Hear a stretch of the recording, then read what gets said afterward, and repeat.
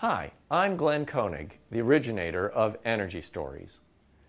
If you haven't read it already, please read the opening page of our website, energystories.org.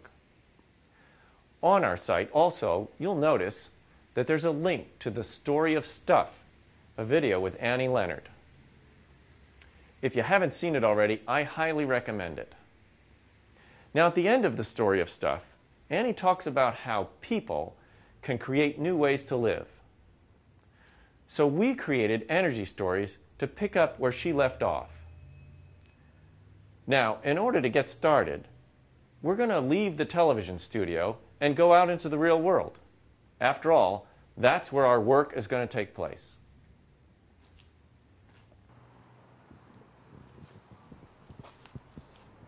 Thank you. Okay, here I am in the real world, or at least a part of the real world. I'm standing in front of our two-family house. We live in the upstairs unit, and another family lives in the downstairs unit.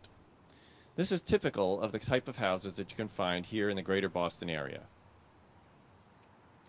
I'm going to be showing you a whole range of things that we're doing as a series of short video segments here on our website, energystories.org.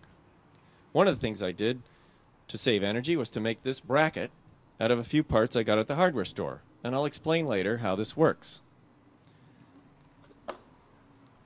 Another thing that we're going to be doing is replacing the entire heating system in our house, which is going to cost thousands of dollars. So that gives you some idea of the range of options that we're going to talk about. I'm also going to go out and find other people to tell their energy stories about how they're saving energy and reducing their impact on the planet. You see, I'm convinced that we're not going to solve all of the problems we have just by replacing some light bulbs or buying a hybrid car. I think we have much bigger changes to make. So Energy Stories is about what some of those changes might be and about what some people are doing to make them. Now, we can't do this all at once. It's going to take time. So if you are changing your light bulbs, please don't stop. One thing I'm going to try not to do as part of Energy Stories is to tell you what you should do.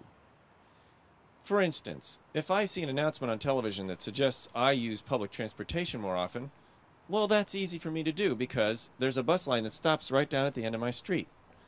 So that's advice that I can take advantage of. Now, if you live out in a rural area, perhaps in some other state, and you've gone to the store and you need to bring some supplies back to your place and you have 25 miles to drive in your truck, that advice isn't going to do you any good. So what I'm offering you is simply stories of how people have saved energy and reduced their impact on the planet, and I'm leaving it up to you to decide what you'd like to do, whether any of these things make sense for you or whether you'd like to try something else. So all I ask is that you do two things. Go to the energystories.org website, take advantage of whatever you can that we offer, and if you can, please send us a donation to help us continue with our work. Thank you.